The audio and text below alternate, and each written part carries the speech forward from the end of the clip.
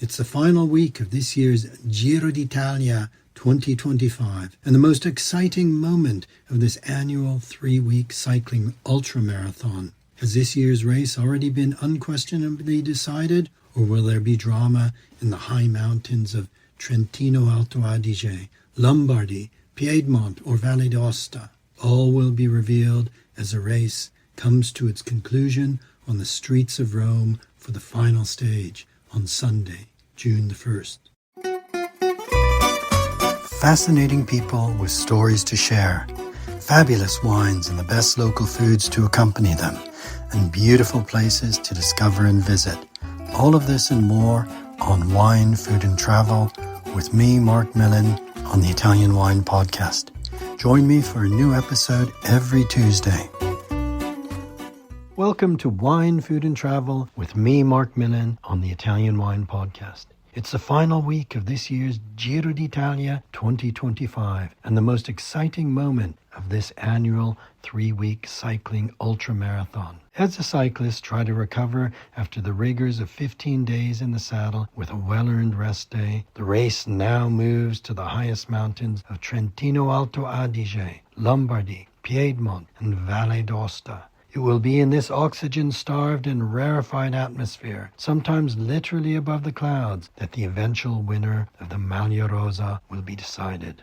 Week 2 has not been without incident or drama. The Italian darling and genuine GC contender Giulio Ciccone crashed heavily on day 14 and was forced to retire. Primož Roglič, the pre-race favorite, has shown more than a chink of weakness and is now close to 4 minutes down on general classification. Mads Pedersen, the Danish rider for Team Little Trek, managed once again to demonstrate not only his extraordinary sprinting prowess, but also his ability to suffer and endure on climbs. His hold on the Maglia Ciclamina looks secure, and Lorenzo Fortunato of XDS Astana in the Maglia Azzurra continues to climb strongly and combatively.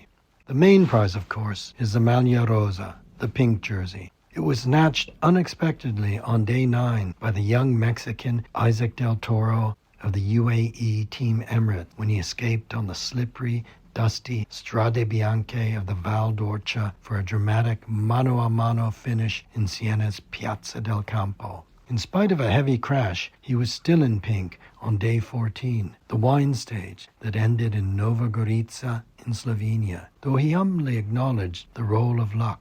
To be honest, he said after the race, I don't have the best luck, but I didn't have the worst bad luck. I didn't crash, but then someone hit me in the back, and so then I crashed. You cannot control these things. They just happen. Sometimes they're not even in your hands. That's it. It's just luck. But luck had nothing to do with the heart and courage that he showed to attack after the crash and gain even more time on the other GC contenders, including his own teammate and team leader, Juan Ayuso. Stage 15, the final day before the break, was a deliciously appetizing taste of the challenges still to come. A brutal and twisting 25-kilometer first category climb of Monte Grappa. First category climbs are the hardest, steepest, and longest. It ran from Bassano del Grappa to the Altopiano of Asiago. Then there was another second category climb to Dori before a far from easy rolling finish to Asiago, a town famous for its cheese and dairy tradition. This was a day made for a breakaway, and so it proved. The stage win going to Carlos Verona, a little Trek domestique, whose role had been to ride in support of his now retired team leader Ciccone, and who was now granted the freedom to escape in a breakaway. His stage victory was yet another huge achievement for the Little Trek team. Meanwhile, Del Toro continues to wear the pink jersey going into the final week. He has put further distance between himself and the pre-race favorite Primož Roglič. Is Roglič keeping his powder dry for the high mountains? Or is the wily old veteran, battered and bruised from the crashes, truly suffering and unable to respond? Whatever, Isaac Del Toro has proved to be a more than worthy race leader. He can climb, we have seen. He has great heart and determination. And after 15 days, he still looks fresh, still looks the strongest rider in the race. But the question is, will he have the legs for the highest alpine challenges that he will soon face? Will UAE Team Emirates support the Malherosa and even instruct his team leader, Juan Ayuso, to work for the young Mexican? Or will the team instead thank Del Toro for his heroic efforts and switch their support to Ayuso, gambling that he will have the best chance for overall victory? Or will that decision be taken on the road, in the heat of the moment, determined by events that no one can yet foresee? Weather and road conditions may well play a part in this, as it often does. These are some of the fascinating machinations, tactics, decisions, and happenings that will be taking place on the highest, hardest, and most beautiful mountains in Italy in the coming days. I can't wait, for as things stand now, there's still all to play for, and I think this year will go all the way down to the wire, to the brutally savage Colle delle Finestre, the Cima Coppi, on the final mountain stage on day 20, before the race comes to its ceremonial conclusion on the streets of Rome on Sunday, June the 1st. Local foods, mountain wines, may seem somewhat less dramatic than the action on the road, but they too are an annual part of the Giro d'Italia, a delicious and important element, at least on my Giro d'Italia. So, in anticipation of the week to come, here's my final food and wine installment for our Italian Wine Podcast Gastronomic Giro d'Italia 2025 for stages 16 to 21. Day 16. Piazzola del Brento to San Valentino. 203 kilometers, 4,900 meters of climbing. Today is an enticing, if not frightening, prospect. A proper full day in the high mountains, with 3 first category climbs and 1 second category, ending with a steep 17-kilometer mountaintop finish to San Valentino. Today is a day where dreams can be realized, where hopes can be dashed, where the pain of the mountains becomes overwhelming, and where it is easy to lose the will to live. It is a day for the strong to attack, for the less strong to hang on the best they can, hoping to limit losses.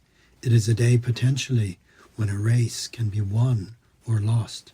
The stage begins in the province of Vicenza at Piazzola del Brento and continues north over the Dolomites into Trentino Alto Adige, finishing on the summit of San Valentino Brentonico, on the flanks of Monte Baldo and overlooking the northern shores of Lake Garda. Trentino is a region where mountain foods take pride of place, and where polenta, the cornmeal mush that has been a staple of the Veneto since the 16th century, when Marc Antonio Serrego brought this strange food plant from the New World to Veneto and all of northern Italy. Long a staple for both aristocratic as well as contadino, polenta today still features regularly in meals here, served with just simple platters of mountain cheeses from the Malga and home-cured salumi, as well as with richer food, stews made from game such as venison. After the hellish rigors of the day, I'm opting for the latter, the venison stew and polenta, beautifully partnered with a Marzemino Trento DOC from the Conti Bossi Fedrigotti winery. Day 17. San Michele al Adige to Bormio, 155 kilometers, 3,800 meters of climbing. Another grueling day in the mountains, though less dramatic for being without the painful and soul-destroying challenge of a mountaintop finish. Today's stage begins in San Michele al Adige, which for wine lovers is known for its Istituto Agrario, now known as the Fondazione Edmund Mach, which has done considerable and vital research into viticulture and enology over many decades. We're moving today from Trentino Alto Adige into Lombardy, with 2 long central climbs through the Val di Non and the Val di Sole to reach the Passo di Tonale, with a final long climb towards the ski resort of Bormio. We're in Lombardy's Valtellina, a high mountain wine zone where the Nebbiolo grape variety, known here as Chiavenasca, reigns supreme, producing ethereal and fine expressions of that mighty noble varietal. The foods are classics of the mountains. I'm starting with a plate of Bresaola IGP, air-cured beef seasoned with mountain herbs, and we'll follow this with a primo piatto that's unique to this area, Pizzoccheri valtellinesi, a typical pasta made from buckwheat flour cooked and served with cabbage, potatoes, local casera cheese and butter, richly filling and satisfying. The wine to pair with this. After 2 days in the high mountains, I'm in need of something approaching rocket fuel, and there is nothing more powerful or typical of this area than Nino Negri's Sforzat, Carlo Negri, Valtellina DOCG, produced from those high-altitude Chiavinasca grapes, air-dried to a semi-raisin state to make a sort of mountain Amarone style of dry passito red, mighty, like the mountains, richly soft and warm and enveloping, to comfort and give solace if all hope is gone, to fortify and inspire for the immense work still to be done in the coming days. Day 18, Morbegno to Cesano Maderno, 144 kilometers, 1,800 meters of ascent. If the powerhouse sprinters have made it over the mountains and are still in the race, then today will be a day for them to shine, provided, that is, that they have anything left in their legs. From Morbegno in the Valtellina, the route mainly traces the eastern flank of Lake Como and into its hills before finishing on flat roads that lead to Cesano Maderno, just north of Milan, with a finish that will inevitably end in a bunch sprint, provided no opportunistic breakaway has been allowed to get far enough ahead that they can't be caught.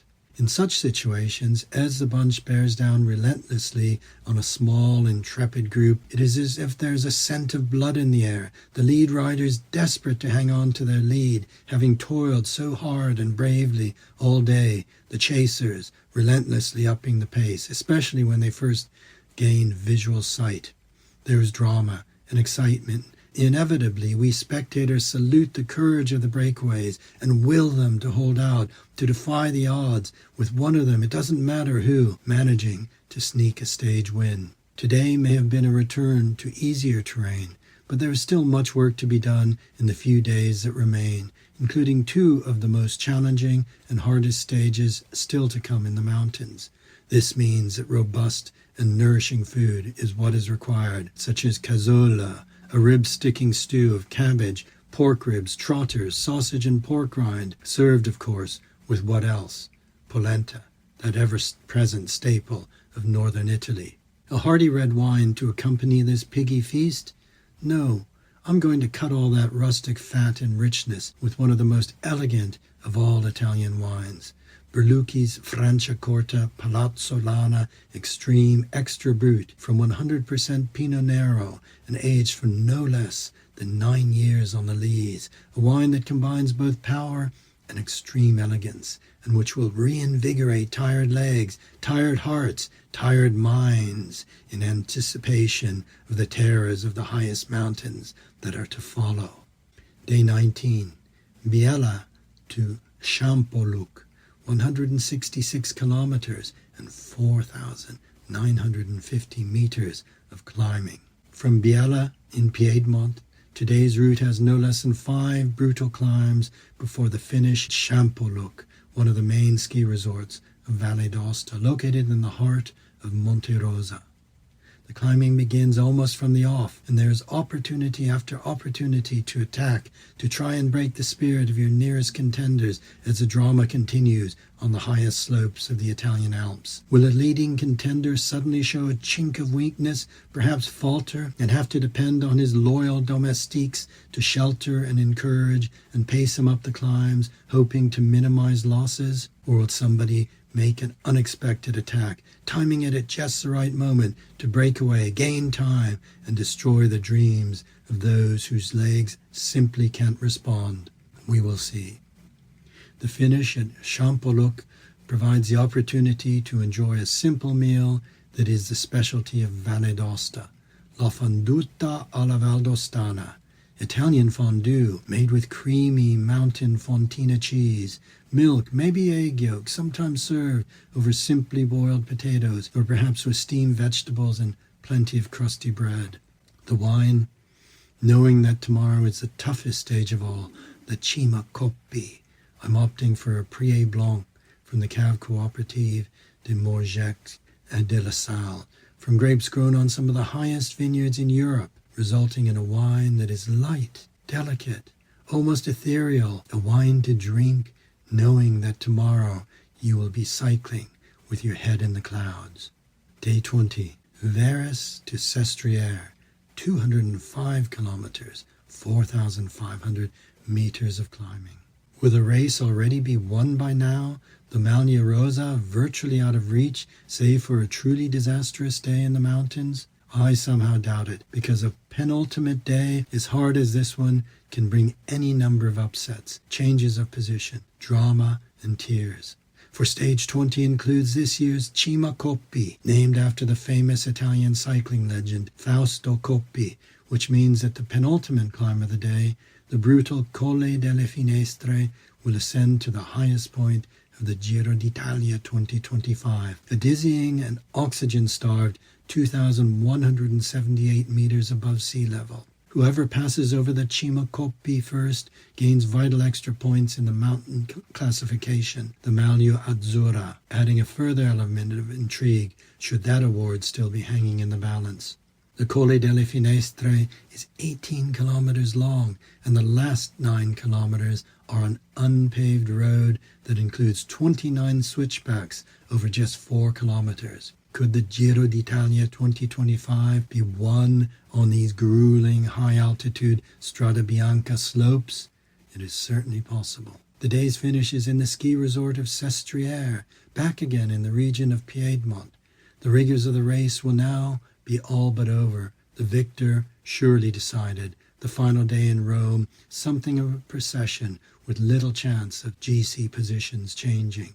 By now, I've had just about enough of mountain foods, and as we find ourselves back in Piedmont, I'm opting instead for a classic menu of le langhe. I think we've earned it. Starting with some traditional antipasti such as vitello tonnato, carne crudo all'albese, pepperoni con bagna cauda, then a bowl of agnolotti al plin, the tiny meat-stuffed ravioli served simply with meat juices, and then a secondo of one of Italy's great regional dishes, brasato al barolo, the fassoni beef slow-cooked in that king of wines, and accompanied, of course, with a calice or two of the same. For me, a bottle of Cascina Fontana Barolo del Comune di Castiglione Falletto, made by Gambero Rosso's winemaker of the year 2025, Mario Fontana. This is indeed a fitting wine to toast a worthy winner, whoever he may be. Day 21, Roma to Roma, 143 kilometers, 600 meters of climbing.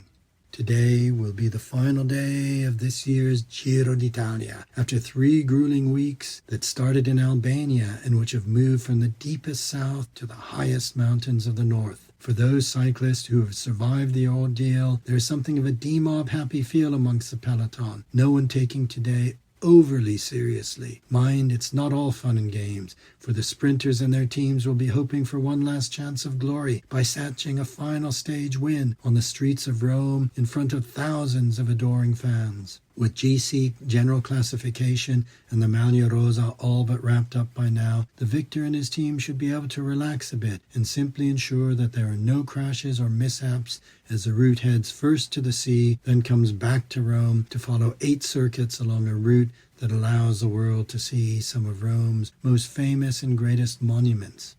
And then, after such a long time, after so much effort, after so many kilometers and meters of climbing, it will be all over. The winners presented with their awards and their coveted jerseys on the podium, the interviews done, the crowds dispersed. Over the course of 3 weeks, who knows, much may have happened in the world. The Catholic world will have a new pope, for one thing, a reminder that this final stage is being run in honor of the late Pope Francis.